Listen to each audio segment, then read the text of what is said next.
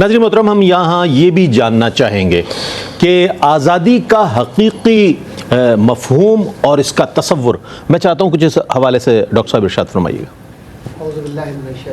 बिस्मिल्लाहिर्रहमानिर्रहीम। मौला सल्लि व सल्लिम दाइमन अबदा अला हबीबिका खैरिल खल्क़ि कुल्लिहिम या रब्बि बिल मुस्तफ़ा बल्लिग़ मक़ासिदना वग़फ़िर लना मा मदाया वासिअल करमी। हज़रत क़िबला अल्लामा अमजदी साहब दामद बरकातुहुल आलिया ने क्या खूबसूरत अंदाज़ इख्तियार करते हुए मुश्किल से मुश्किल उन्वान को आसान करके बयान कर दिया।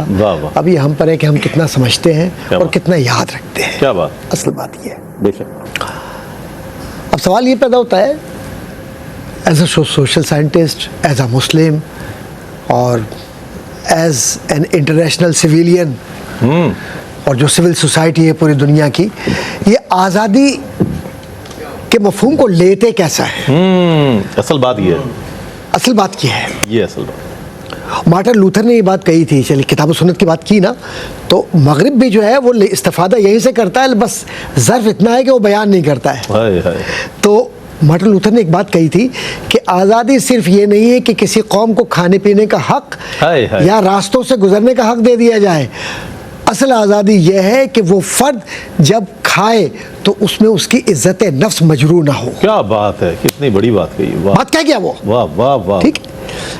अब शाह वलीउल्लाह महमूद दहलवी ने जब बात की है तो उन्होंने भी फ़लसफ़ा आज़ादी पर, इक़बाल ने भी फ़लसफ़ा आज़ादी पर, मोहम्मद अली जिन्ना रहमतुल्लाह ताला अलैह ने भी फ़लसफ़ा आज़ादी पर, और मेरे वतन अज़ीज़ पाकिस्तान चूँकि 14 अगस्त माशाल्लाह आ रही है, तो हम तो ये जानते हैं कि पाकिस्तान औलिया किराम के फैज़ का नतीजा है। और हुज़ूर अकरम सल्लल्लाहु अलैहि वसल्लम जिस तरह से ख्वाब में बुज़ुर्गान दीन के तशरीफ़ लाए और जिस तरीके से हिदायत दी, तो इसलिए सबा अकबराबादी ने जो मिसरा कहा था, उस मिसरे को मैं यहाँ पर रिपीट करूँगा कि दीन की हिजरत सानी का मदीना ये है। अब दीन की हिजरत सानी का मदीना ये है, तो मगरबी दुनिया, अब आइए, नेपोलियन बोनापार्ट, बहुत बड़ा नाम है ना, बहुत बड़ा नाम है। नेपोलियन बोनापार्ट कहता है कि मैंने आज़ादी के मुख्तलिफ पहलुओं को देखा। अच्छा।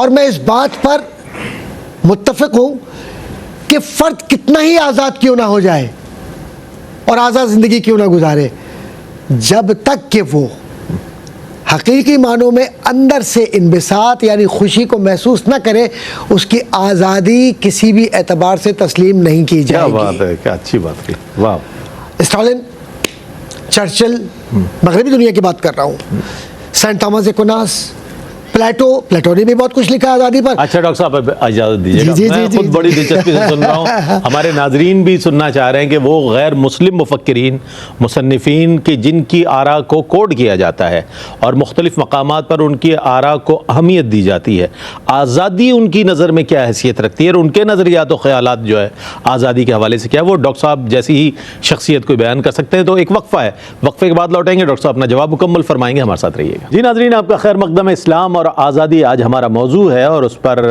प्रोफेसर डॉक्टर मोहम्मद अहमद क़ादरी साहब क्या ही खूबसूरत कलाम फरमा रहे थे। वक्फ़ा हाइल हो गया, लेकिन मैं चाहता हूँ जवाब को कंटिन्यू करेंगे। डॉक्टर साहब प्लीज़। मगरबी दुनिया की बात हो रही थी, क्योंकि क़िबला अल्लामा अमजदी साहब ने जिस खूबसूरत पैरा में बात की किताब सुन्नत के हवाले से, आइए तरह से देखें कि ये जो मगरबी दुनिया है, आज़ादी किसको किस तरह देखती है। उनके नज़दीक डेमोक्रेसी आज़ादी है, डेमोक्रेसी की कई अक़साम है, उस पर जाऊँगा तो ये जमहूरियत आज़ादी है उनके नज़दीक जमहूरियत आज़ादी, हमारे नज़दीक जमहूरियत ग़ुलामी है, ता वक्त है कि उसमें रूहानियत ना हो तब आज़ादी है। क्या बात, सीधी बात करें। अब आप जमहूरियत के नाम पर लोगों को गुलाम बना लें, जिसको आप इक्तसाबी जमहूरियत कहते हैं, आप कहते हैं socialism, communism, Marxism, liberalism, trade unionism, फलाइज्म, ये इज़्म वो इज़्म, यानी निज़ाम ज़िंदगी।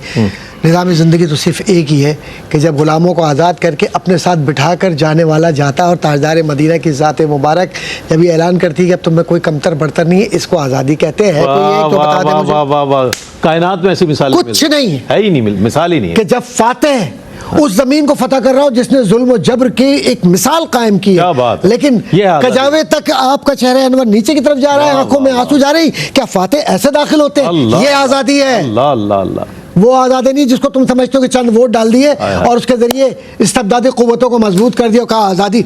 आज़ादी जब तक रूहानियत की ताकत के ज़रिए परवाज़ हासिल नहीं करेगी, जहाज़ आपने बना लिया, फ्यूल कहाँ से लाओगे? हाँ, बात तो ये मस्जिद तो बना ली शब भर में ही माँ के हरारत वालों ने, बताओ तो सही इस मस्जिद में सजदा कैसे करोगे।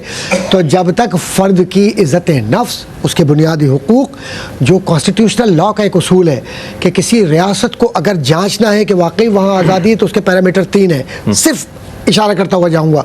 नंबर 1 ये कि दस्तूरी बालादस्ती, नंबर 2 अवाम के बुनियादी हुकूक या इज़्ज़त नफ्स या इंसान का मुतमईन होना, और नंबर 3 उसके बैनुल-अक़वामी साख, पॉलिटिकल इकोनॉमी और पॉलिटिकल रिप्यूट और इंटरनेशनल रिलेशंस के अंदर उसके ताल्लुकात खारजा पॉलिसी में कहाँ पर जाते हैं।